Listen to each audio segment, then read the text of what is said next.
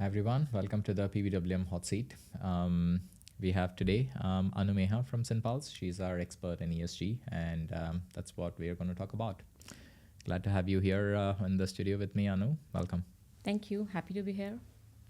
And before we dive deeper into the topic around ESG, so could you maybe paint me and the audience a bit of the landscape? So what is happening in the space of ESG, especially if you link it back to what we're going to talk about, which is linking it back to the private banking and wealth management industry as such? Sure. So overall in ESG, there has been a lot happening since past few years. And it's, first of all, to note, it's not the new topic, but of course it has got a lot of regulatory attention in the recent years. So there's one angle of like how the regulatory bodies have been like talking about or shaping this ESG as a topic. Secondly, also like how clients or even the normal general public is becoming more conscious about climate and overall environmental, social, and governance topics. So I'll say there are two angles to look at it. One is how regulators are keeping more focus, and also how clients are becoming more aware, and how also like financial institutions, for example, are trying to also put more focus towards the ESG as a topic. Understood. Now, going into the client side, do you see specific flavors when it comes to Asia versus other parts of the world? Is ESG even a conscious thinking and a thought process in the current clientele and the generation? And how do you see it evolving? So I'll be very honest, like clients are still thinking, because in terms of ESG as a topic, right? So they are becoming more, I will say, like more aware in terms of the environmental, social risk. They know that you need to do something about it. And I will say, like, purely just from any general public perspective, right?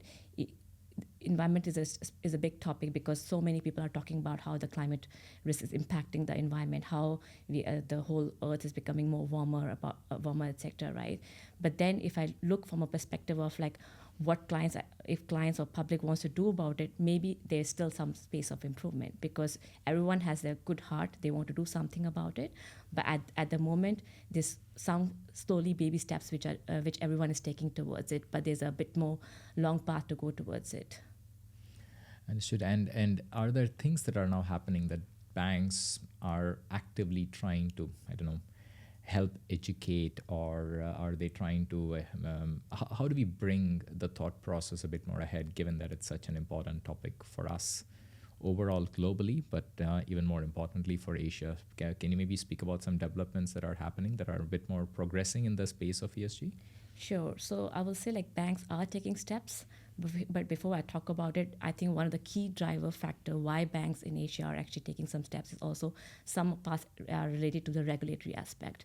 So there are a lot of angles, or like a lot of MAS, both HKMA and Hong Kong, Singapore are taking steps in towards of how they can shape this ESG as a topic, right? And just to name a few, right, how it all started gaining more attention as a topic. So MAS actually launched these guidelines around environmental risk management in 2020, where it talks about how the ESG risk considerations should be taken in your governance strategy and the risk management framework. It talks about what kind of environmental risk exists, for example, climate to begin with, then biodiversity and water scarcity, etc., just to name few, right? And there has been certain more guidelines or initiatives being launched, such as sustainability linked loans scheme, where they are really actively asking the banks or promoting or incentivizing the banks to actually launch more sustainable products. And also, if I talk about something which happened this year in Singapore, is in terms of they are really trying to enhance further the guidelines in terms of the climate-related disclosures. So the requirement is actually that all the listed issuers in 2025 onwards already will have to report the Scope 1 and Scope 2 emissions with regards to the ISSP standards. And then already in 2026, they will also have to disclose the Scope 3 emissions, which is actually quite complex to measure, as we all know, because maybe 90% of your entity or company's scope emissions are actually Scope 3 emissions. Mm-hmm. And they don't want to stop there. They also want to actually take it to the non-listed company as well, which are large enough. For example, having the minimum revenue of $1 billion. Even starting 2027, they are asking them as well to disclose the Scope 1 and Scope 2 emissions. So a lot of initiatives from MAS perspective, they are launching, and Singapore really is aiming to become that hub for the green finance. Similarly, from Hong Kong perspective as well, there are a lot of initiatives being launched, and they started maybe slightly bit later as compared to MAS. They launched these guidelines in 2021 with regards to the supervisory policy manual on the climate risk management, where the focus maybe to begin with was on climate risk. Of course, there are other environmental factors, but they really started focus on first the climate risk. But the guidelines were pretty similar in terms of how do you incorporate this ESG into the governance strategy and the risk management framework. And there are certain steps being taken in terms of reporting disclosure, being more transparent about if you are calling a certain product as sustainable, you should be able to like even highlight those ESG characteristics to your client, right? So these are some requirements which MAS and HKMA has given to the banks. And hearing you speak, the fact is, and that's what I also see in the industry, is a lot of the changes are driven by regulatory push, not an active conscious effort that institutions wants to take, which I believe is also reflective of the client needs. So question is are things even going to change from a positive standpoint outside of the regulatory push? If yes, what's going to actually move the needle? Sure. So I guess regulatory is one, definitely the angle, which is going to cause banks to even think about anything, right? But I think what is important still is very much about the client beliefs, right? Or even like general public belief, I will say, because they are becoming more conscious, and that's really is what is driving the change. Because until even, for example, you understand what client wants, what their personal belief is, what they are looking for, even if banks can do or introduce some of the sustainable products, but there will be no uptake because your clients maybe are not well educated. They don't even know what impact they are going to create if they even invest in these kind of products. So that's why I will say it's more about really other way around. Regulator is just one support angle, I will say, which the regulators are providing for banks to do something. But the main angle which is coming is from the client side, where you have to be aware of their social beliefs, their personal beliefs on like what they believe in, right? And I think also just talking about in general about like my own personal story, right? When I look into certain things, I also put in my that ESG angle now, because I want to be more sustainable, right? When I go and like take away like lunches as well, I make sure, and even my friends as well, they are asking, bringing their own boxes, because they want to at least take one step. It's a very small step, but at least it is moving in that direction, and that needs to happen, right? And that's why actually even we have to apply that same in the banking industry as well. When as RM, I am talking to the client, I need to understand what they really believe in, right? Are they more focusing on the environmental aspect? Are they focusing on more social? Because no one can be perfect. No one can say like I want all ESG, right? So maybe to start with, they might focus on like personally that they want to focus more on social aspect, invest in a company which maybe is trying to reduce poverty or is helping the people in need from a microfinancing perspective. So that's something which I guess everyone needs to be aware of. Like it has to be all from the client angle, and regulatory is just a support side. And then talking about relating, I can tell you I can totally relate to the example of personal beliefs. My 7-year-old daughter tells me when I do something that is not that friendly, including, I don't know, not finishing the glass of water that I took, and if I pour it in the sink. Food wastage, I think they're also extremely conscious. They speak recycling, they speak about planting seeds. So, and at least if I can say that for myself, that the environment and the thought process around me is evolving, probably it's a matter of time that we all do the right thing for the next generation as people. I know we are all influenced by different things. But I assume it's more a matter of time than a yes or a no if it's going to happen question. Good. And now banks are really trying to even like rate their products, right, from the ESG standpoint, because clients are becoming more conscious. They are coming to them asking like, oh, how you can offer me some specific ESG strategies, right? How can, my personal belief is that I want to invest in more renewable energy or more clean energy. What can you offer me? So that's why banks are actually launching those kind of sustainable green bonds or green products, I will say. So which means I, as a client, log in to my app.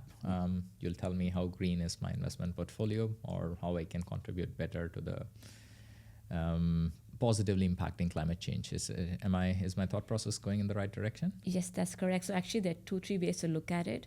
So one is clients, yes, would want to know what they took 2 things which clients are looking for.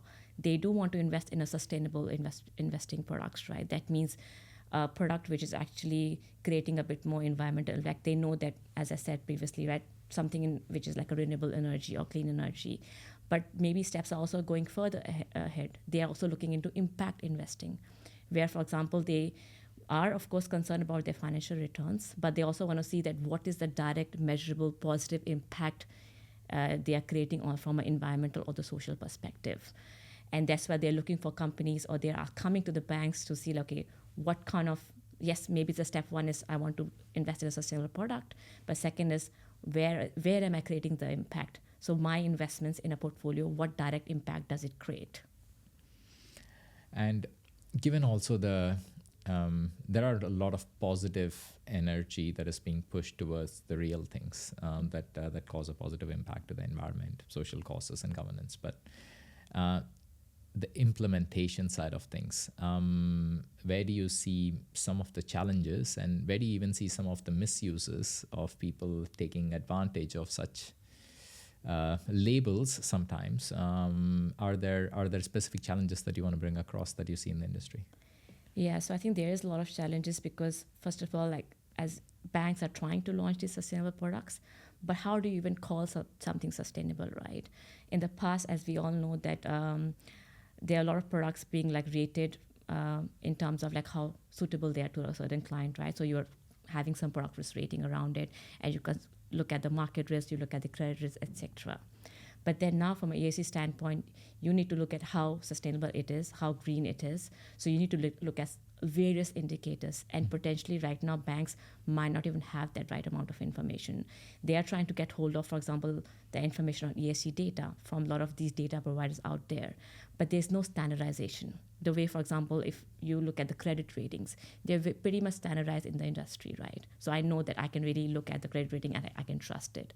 But for ESG, there's no unified data provider or data rating. So I guess that's where sometimes I feel that banks are taking that data, but sometimes they don't understand potentially. But I think now banks are really taking a step further. They're taking the data from those data providers, but putting their own methodology, their own experts team behind it, because you should be able to stand behind your own ratings. But if you are telling a client that what is a sustainable product, right, you should be able to explain the methodology, ESG characteristics, right?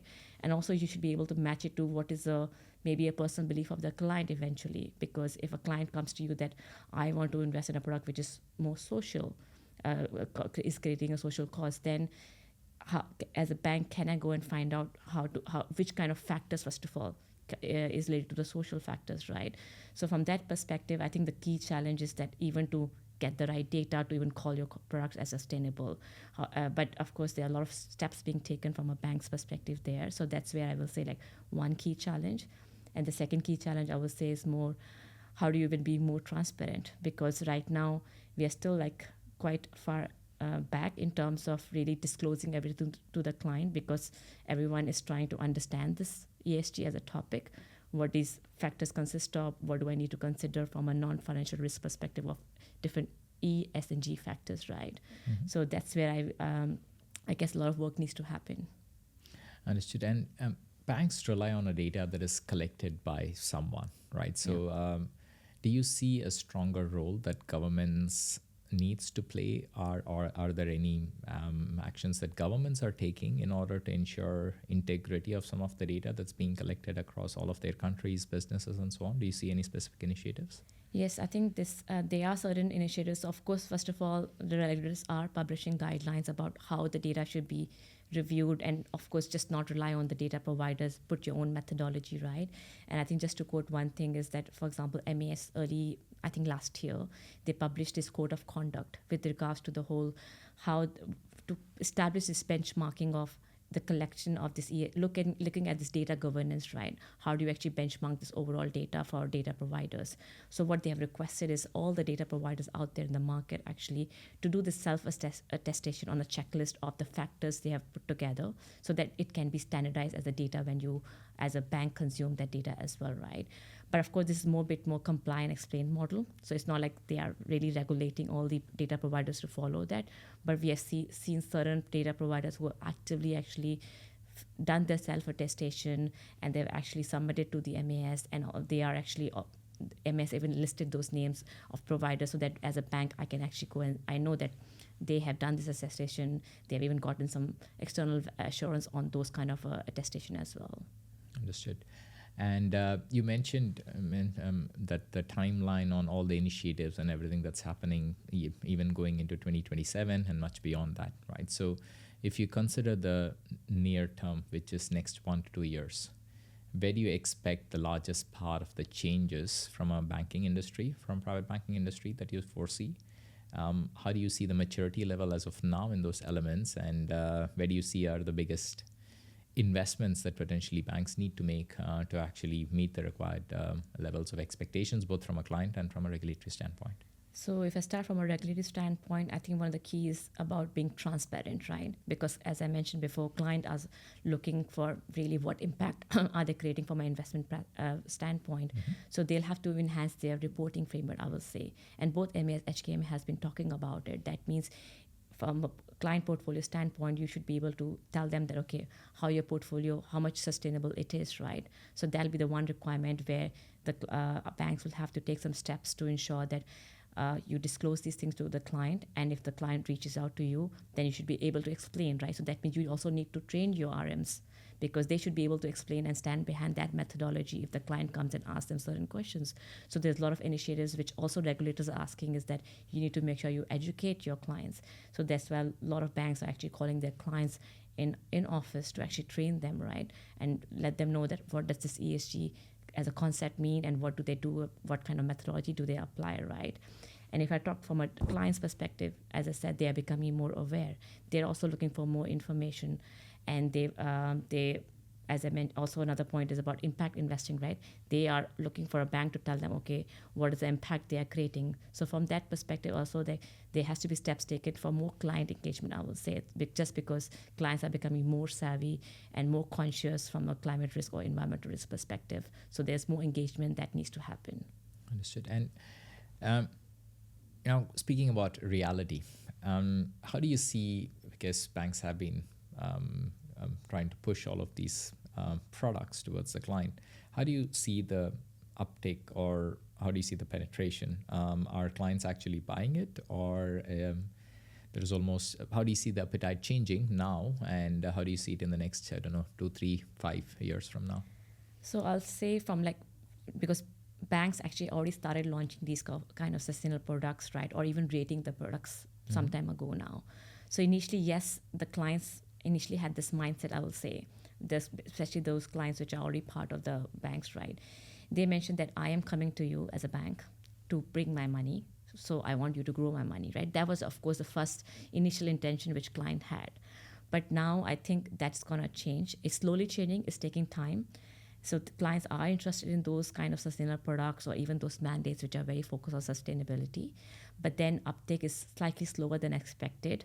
But I think that's why also banks are trying to change the mindset, because I think what is very important to note is that slowly the clients have also started realizing that overall these companies, maybe from a long-term perspective, right, they are if they have good ESG practice, they will also be financially profitable as well. Because initially I think uptake was slightly slower, because they thought, okay, maybe not every sustainable company has better benefits or better returns. But I think that's something is changing, because it's not that you may a certain company commits to certain cause of causing a changing to renewable energy and suddenly it becomes profitable. It's a slow step forward, and that's where clients are realizing that from a long-term perspective, definitely they are more ESG sustainable, they are better governance, they are better corporate policy. So that's why clients are becoming more aware, I will say, and they see the benefit that yes, there's a financial return as well. It's not just purely that we are doing something for the social cause.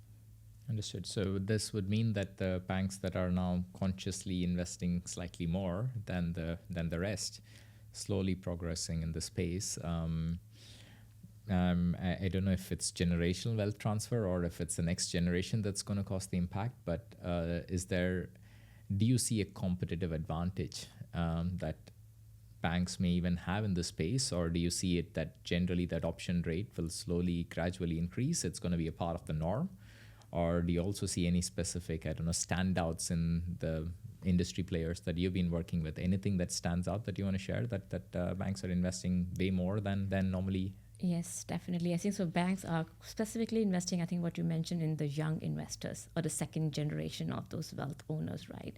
Because those young investors are actually becoming more conscious as from the current generation, I will say. And that's what and banks have identified, and we know based on our experience of working with some or talking to some of these big private banks that they are really, for example, creating special education materials, hosting special sessions for these young investors, right, where they are like trying to like let them know about what does this ESG comprise of and how will they benefit them in future, right? So I will say that banks are taking the steps towards really capturing that market, I will say, because that's something which is the future of the banking, that the second generation will come and start taking decisions as compared to what the current generation is doing. Understood. Excellent. I think we have covered quite a lot of ground. Are there any specific aspects or things that you had in mind that you additionally would have wanted to highlight for the audience? I think it's just like we need to keep a close track of what regulators are publishing and talking about, and also about how clients are becoming more aware. So I think that's the key message, right? Banks needs to be aware of course, what clients' demands are, like, or even like specifically changing their mindset. And I think another key point maybe I will mention about is about how banks can maybe actively engage their investee companies, or where they can work with them together to even bring them through this ESG journey together, right? Because it's just not about what you can do, but also changing the mindset of the companies you are investing in. Understood. Wonderful, Anu. Thanks a lot, really, for the conversation. And to the audience, if you have any questions or have any thoughts that you want to also additionally share, or even want us to address in the next one, please feel free to leave the comments, and we look forward to seeing you in the next one. Thanks a lot. Thank you Anu. so much.